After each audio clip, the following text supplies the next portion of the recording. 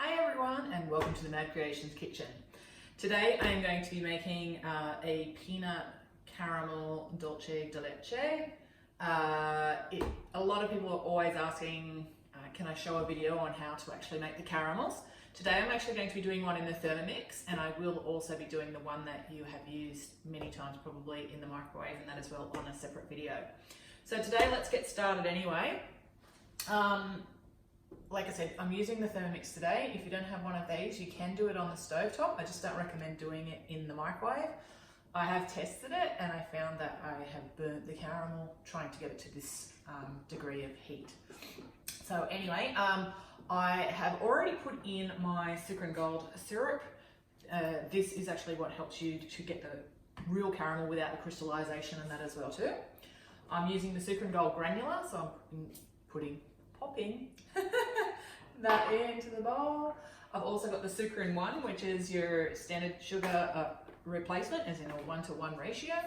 So basically this caramel is exactly like a caramel you would make when you were making it with sugar and golden syrup. I'm just making it with the sweeteners instead. So then we're going to add our cream, and the beauty of it is I can just chuck it all in one go, set the Thermomix, walk away, and it's done. Now, got the butter, of course, that's in every caramel. Now here's two ingredients that isn't normally in a caramel, but this is also, I will show you later, I've actually done this without the next two ingredients, but you get that little bit of crystallization after it sets. But anyway, I've got a little bit of whey protein isolate. If those of you who are always asking me, I do use the Iso Pure one, but you can get the whey direct from Keto Eats. There's the Tony Speyer, I think it is, from Elite Health and Supplements. And yeah, you just look for the whey protein isolates. They're just a lot better in all of the dishes that I do. Then we've got the peanut butter. So again, I think this is just adding that little bit of fat and just helps to stop any crystallization. Now, this caramel tastes like Snickers. So if you don't like the Snicker bar, you're not going to like this caramel at all. But if you do, you're going to love it. So right now I'm just adding some vanilla, because I do like a vanilla caramel, that's totally optional. And then 2 good pinches of salt. The one thing that actually helps a caramel set is salt. So always use a salted butter in that as well too. Don't think you have to use unsalted butter in this cookie. Okay, so now all of my ingredients are in there. Just put my lid on. And I'm going to cook this for 22 minutes, 90 degrees.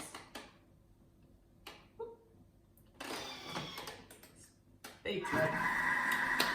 And I will not stay online now. Well, let's talk to you while this is going, but I'll come back and we'll have a look at it in 20 minutes time. Okay, our timer has gone off, so we can actually have a look at the caramel. And I have cooked this just for that 22 minutes, but you can cook it for a little bit longer. But during the break that I just had while that was going and we were off video, I've actually just whipped up some nougat and that as well too to make some like little Snicker bars. But let me just show you. So you can see this is a beautiful lush caramel. As I said, it's very, very much like a Snickers caramel with the peanut butter in there. It just tastes so much the same. So while you see that this is quite soft at the moment, as it starts to cool, it will thicken. So it'll be a little bit firmer, but not a very firm caramel. Now, as you can see, I've actually put a heap of other caramels here, because while you're seeing this video, it's not the only testing. When I test recipes, they go through a lot of different tests to try and get the best. So the very first one that I actually did is this one here. This has been in the fridge, so you can actually see it's like a nice, still very nice caramel, but it's firmed up a little bit because it's been in the fridge. We've got another one here that was cooked longer. So this is sort of like when you get those soft fudge caramels and that as well, it's very much like that. So you'll get it by cooking a little bit longer. I cooked this one up to 25 minutes. It sets firmer. Then I did ones without the peanut butter. And this one I actually cooked for about half an hour in the Thermomix. It's very, very firm. And it's a little bit dry without the peanut butter and that as well too. Then I made another one without the peanut butter, and it was really liquidy. So I baked it in the oven, and now I've got this gorgeous, because I've actually done this with the chocolate brownie out of the lunchtime handbook. So I've created the brownie that's in there. I didn't do the the caramel sauce on the top that comes with it, but I actually did this one. I just poured the caramel over it when it was raw and baked the whole thing. So that actually just turned out to be like a bit like my lava mug cake. You can heat that up and eat it with a nice soft caramel and that as well too. So you can make it without the peanut butter. And here is another one that I've done without the peanut butter for the same length of time. Now you can see it's nice and soft, and this would probably bake well in the oven and that as well too, and still go nicely inside bars or cakes, or mixed with a buttercream or something like that as well. But what you probably can't see is there is just slightly, not a lot, but just slightly a little bit of recrystallization of the sweeteners. As I said, I really think that with this one, it is the addition of the whey protein isolate and the peanut butter that actually keeps it all nice and soft, and it doesn't actually recrystallize at all, which you can see in this one. That is actually like a perfect looking caramel. This would be still perfect even though it's been in the fridge, in caramel tarts and things like that as well. So overall a great recipe.